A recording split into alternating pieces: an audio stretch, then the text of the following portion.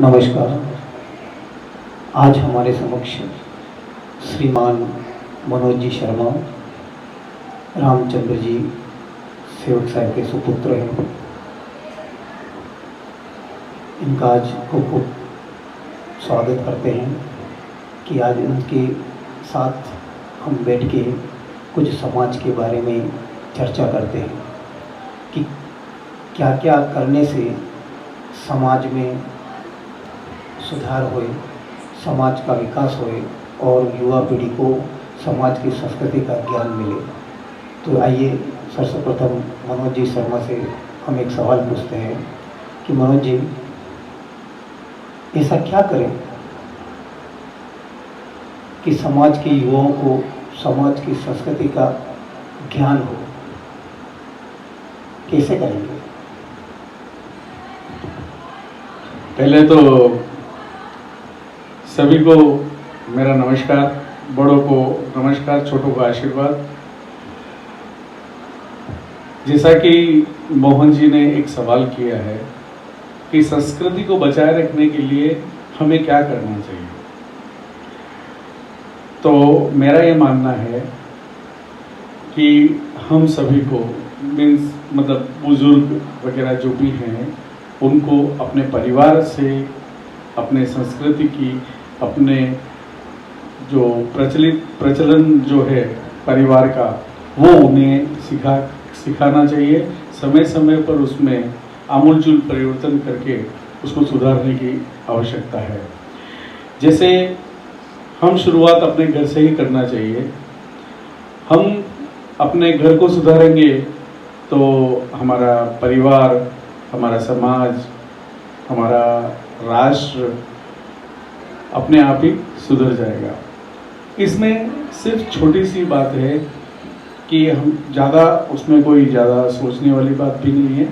सिर्फ यही है कि जो हमें हमारे बड़े बुजुर्गों ने जो प्रथा, जो प्रचलन, जो पारिवारिक संपदा वो जो हमें दी है, उन्हें उसी तरह से आगे की ओर ले जाना चाहिए, मेरा ये मानना है। और जो उनके बच्चे हैं या उनके पारिवारिक अन्य सदस्य हैं, उन्हें भी उसी के ऊपर अक्षरशः उसके ऊपर चलना चाहिए, ताकि ये हमारे समाज की जो अभूतपूर्व संपदा है वो बची हुई रहे और आगे की तरफ हमारा समाज और हमारा परिवार, हमारा राष्ट्र बढ़े।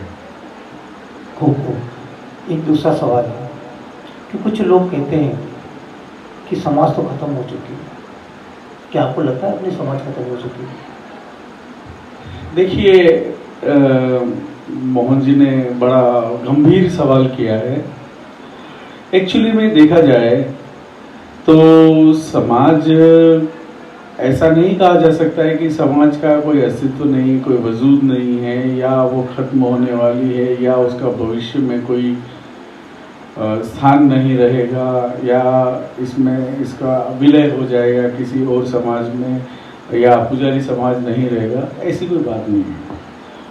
लेकिन बड़ा भयावह स्थिति आज की तारीख में बनी हुई है हमारे परिवार, हमारे समाज, हमारे परिवार में, क्योंकि हमारा परिवार विघटित हो रहा है। सबसे बड़ी बात जो है वो हमारा परिवार विघटित हो रहा है। सुसंस्कृत न होने की वजह से ये बहुत बड़ा परिवर्तन हमें आगे आने वाले समय में दिखाई देगा। इसका दुष्परिणाम ये होगा कि हमारे जो परिवार है, हमारा जो समाज है, वो लगातार विघटन की ओर बढ़ रहा है।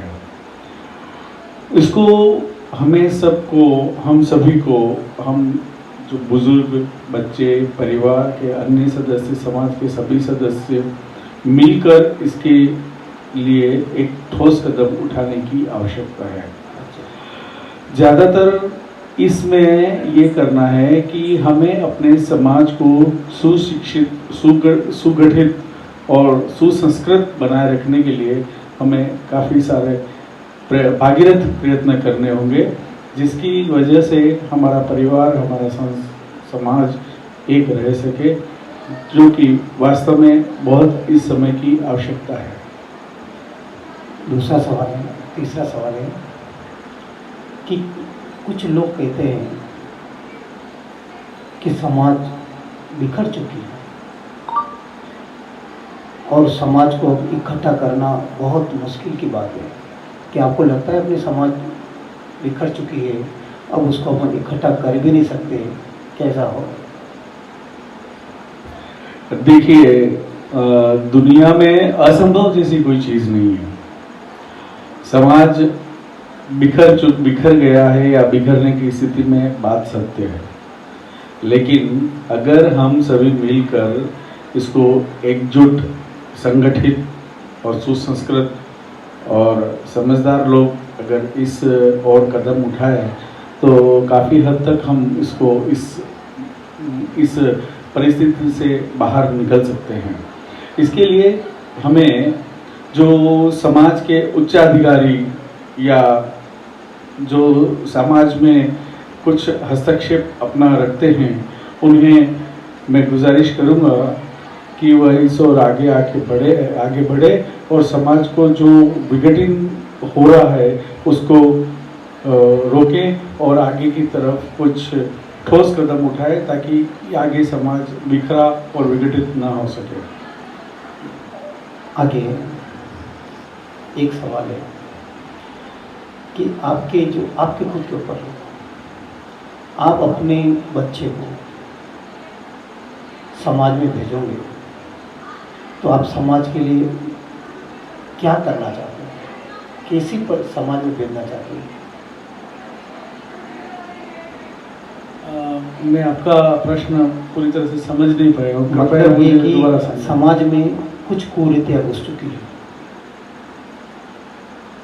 जैसे कि व्यसन, जो व्यसन अपने समाज को बिल्कुल वर्जित है, चलता भी नहीं। ऐसा कोई समाज का कोई व्यक्ति यदि ऐसा व्यसन करता हो, क्या आप उस बच्चे को उस आदमी के साथ भेजेंगे?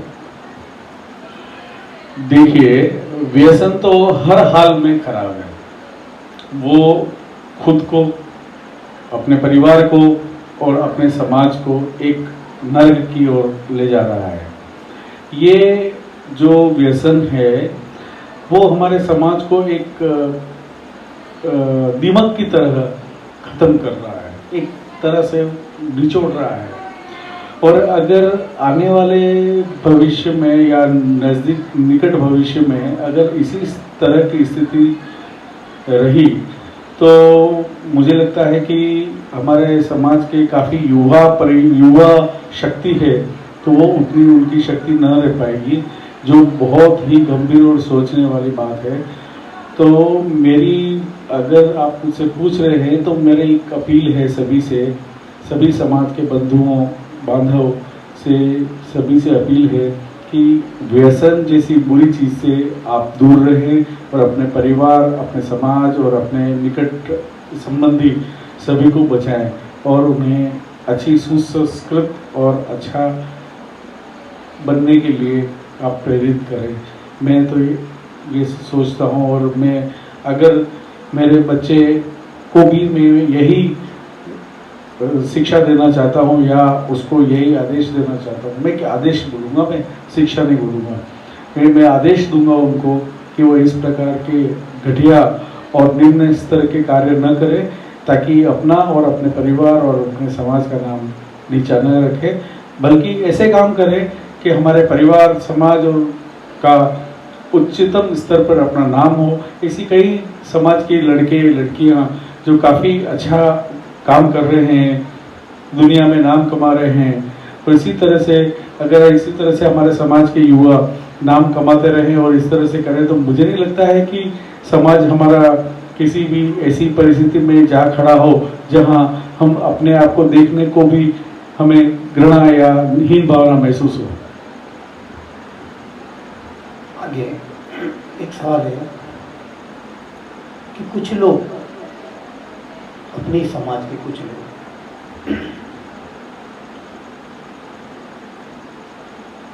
तलाक प्रथा को बढ़ावा देते हैं, उससे आपको क्या लगता है कि आने वाले भविष्य में क्या अपना एक एक घर सुरक्षित है क्या इस प्रथा से? ये गंदी प्रथा है।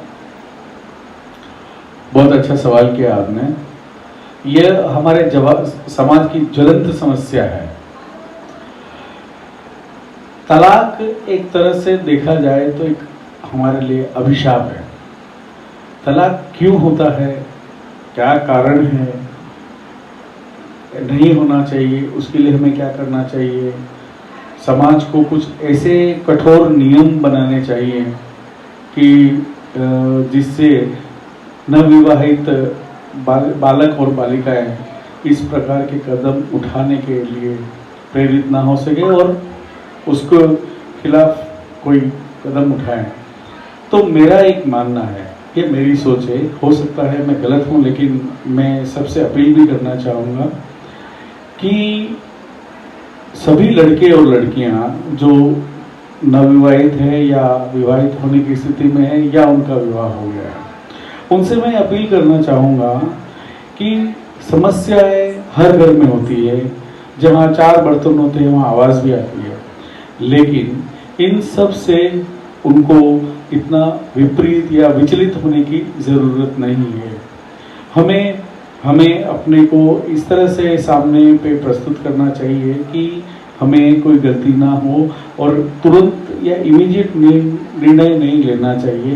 होता क्या है, आज की जो बालिकाएं हैं, आज के जो परिवेश में उनको इतना शिक्षित नहीं किया जाता है या उन्हें व्यवहारिक ज्ञान की थोड़ी कमी होने की वजह से वो थोड़ा भी बर्दाश्त करने की स्थिति में नहीं है, जिसके कारण ये होता है कि छोटा सा मनमुटाव या कोई ऐसी बात हो गई घर में तो वो इमीडिएट या तुरंत अपने मायके वाले या अपने परिवार को वो सूचित करती है और उसी वजह से वो एक्शन लेते हैं और ये एक्शन कभी कभी इस हद तक पहुंच जाता है कि वो एक तलाक की स्थिति लाके खड़ा कर देता है।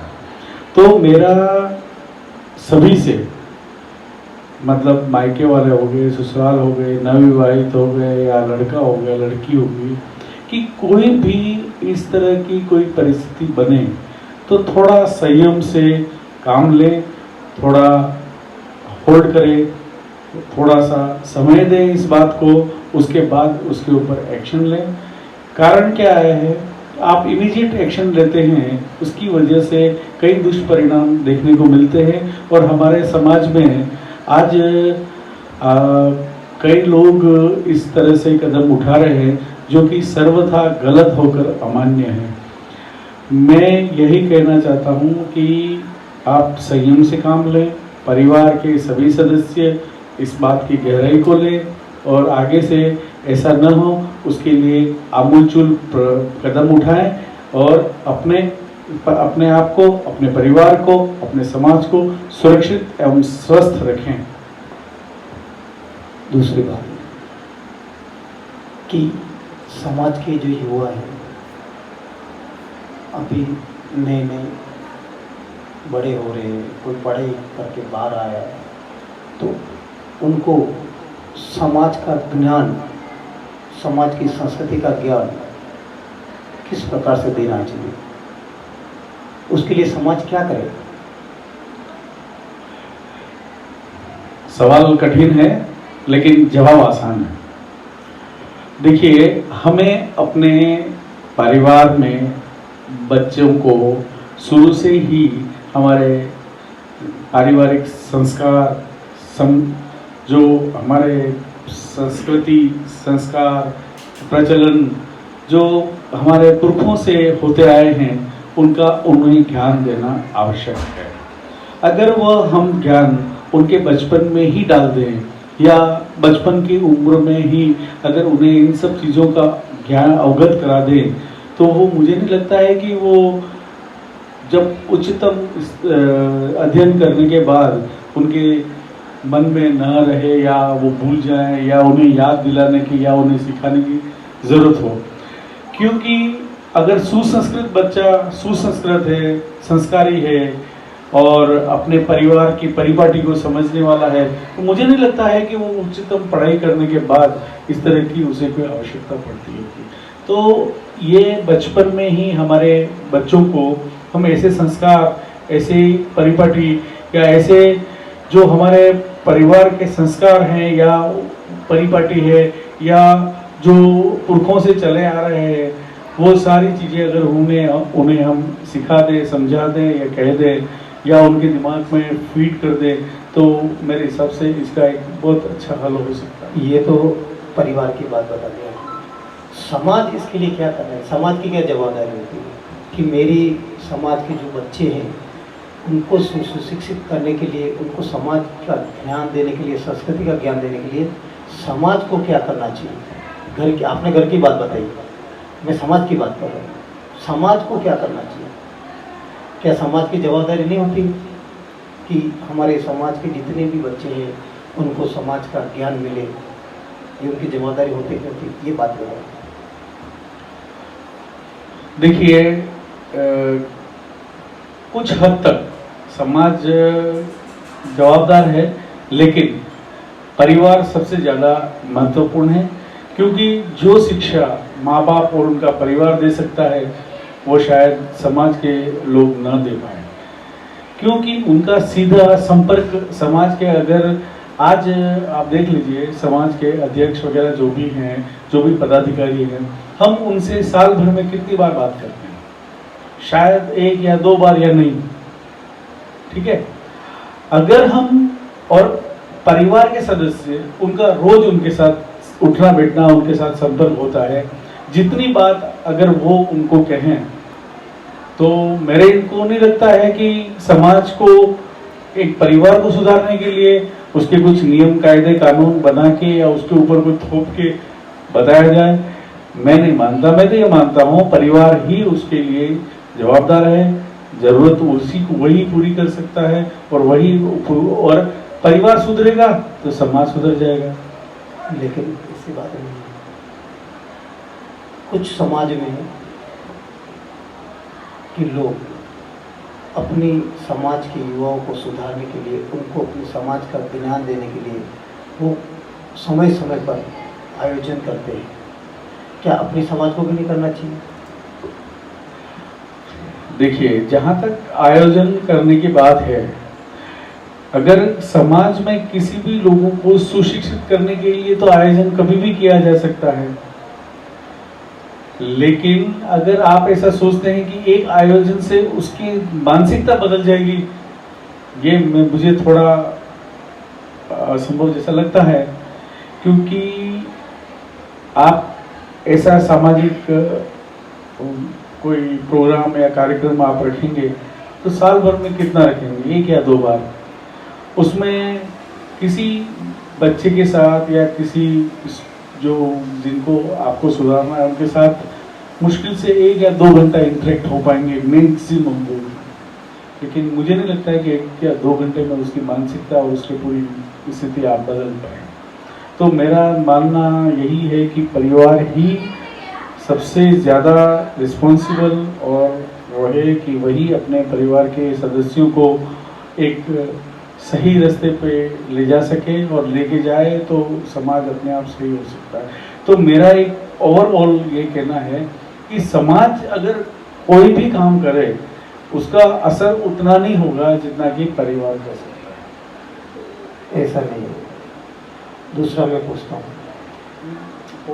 कि यदि मैं ये सवाल पूछना चाह रहा हूँ कि आपका लड़का इंजीनियर बनता है, आप कहते हो कि सब कुछ घर से होता है, तो आपका लड़का है, मैं आपके ऊपर ही डाल रहा हूँ, बुरा मत मानो, कि आपका लड़का इंजीनियर बनता है, तो क्या वो घर से बनता है, कॉलेज से बनता है? देखिए, आज की तारीख में या आज कोई भी लड़का किसी उच्चतम स्तर पर पहुंचता है तो उसमें परिवार की भूमिका बहुत ज़्यादा होती है एज कंपेयर टू समाज। समाज के सामने परिवार की भूमिका बहुत ज़्यादा होती है, साथ ही साथ उसके माँ बाप और शिक्षण संस्था तो है ही, पर परिवार का भी बहुत बड़ा हाथ होता है। मतलब मैं ये कहना चाह रहा हूँ कि जैसे लड़का पढ़ के कॉलेज में जाता है, इंजीनियर बनता है, सुशिक्षित बनता है, इसी तरह समाज की संस्कृति के लिए भी समाज की तरफ से कुछ आयोजन हो, उसमें उनको शिक्षा दे, सामूहिक शिक्षा जो दी जाती है ना, उसमें ज़्यादा ज्ञान बढ़ता है। तो ऐसा ज्ञान और परिवार का ज्ञान दोनों मिला के वो लड़का सुशिक्षित बनता है। ये बात सही है कि नहीं? समाज की जवाबदारी होती कि नहीं होती कि अपनी समाज को संस्कृति के साथ चलाने के लिए, युवाओं को शिक्षा देने के लिए। ये बहुत कठोर बात है। देखिए, किसी भी अच्छाई और बुराई के लिए समाज को हम जिम्मेदार नहीं ठहराया जा सकता।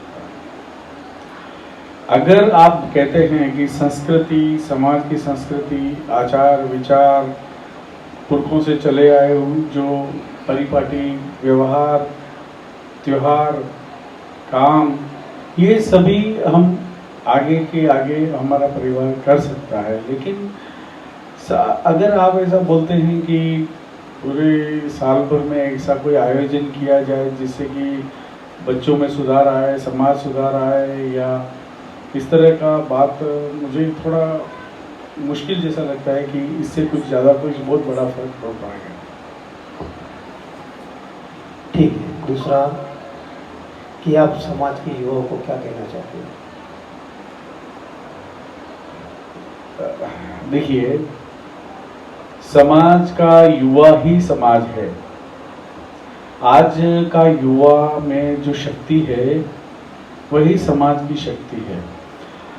अगर युवा भटक जाएगा अपने रास्तों से, अपने मंजिल से, अपने परिवार से, तो यह असर, सीधा असर समाज को पड़ेगा और समाज कहीं न कहीं उसके ऊपर उसकी वजह से प्रभावित होती रहेगी और बहुत बड़ा प्रभाव समाज के संगठन पे पड़ेगा और उसका परिणाम बहुत बुरा होगा। जो बताया आपने शुरू में कि विघटन की ओर या बिखरने की ओर, वो परिस्थिति होते देर नहीं लगेगी। तो मेरा सभी युवाओं, बुजुर्ग और समाज के जो भी सुन रहे हैं सभी सदस्य, मैं उनसे अपील भी करूंगा और गुजारिश भी करूंगा कि आप अपने और अपने परिवार और अपने सगे संबंधियों से आप इस तरह से व्यवहार रखें कि हमारा समाज, हमारा परिवार, हमारा घर ना टूटे, सभी एकजुट होकर रहें। हम सुधरेंगे, जग सुधरेगा, हम सुधरेंगे, समाज सुधरेगा। और सभी से मैं एक अंतिम अनुरोध करना चाहूँगा कि आप अपने परिवार को बिखरने ना दें, समाज को बिखरने ना दें और समाज को और परिवार को एकजुट बनाए रखें। और बस मैं यही कहना चाहूँगा कि हमारे परिवार, हमारा समाज जो बहुत ही बेहतरीन, अच्छे सुसंस्कृत, अच्छे लोगों का समाज है, वो हमेशा बना रहे और इसकी एग्जिस्टेंस मतलब हमेशा बनी रहे, ये टूटे नहीं, बना रहे। धन्यवाद। एक अंतिम सवाल है कि समाज से जुड़े रहने से और समाज का कोई भी प्रसंग हो, कुछ भी कार्यक्रम हो, उसमें जुड़े रहने से क्या क्या फायदे होते हैं? अंतिम सवाल है। आपने बहुत अंतिम में बहुत बड़ा और अच्छा सवाल पूछा। अगर समाज से बिछुड़कर उसकी क्या स्थिति हो सकती है, उसका मैं एक छोटा सा उदाहरण आपको मैं देता हूँ।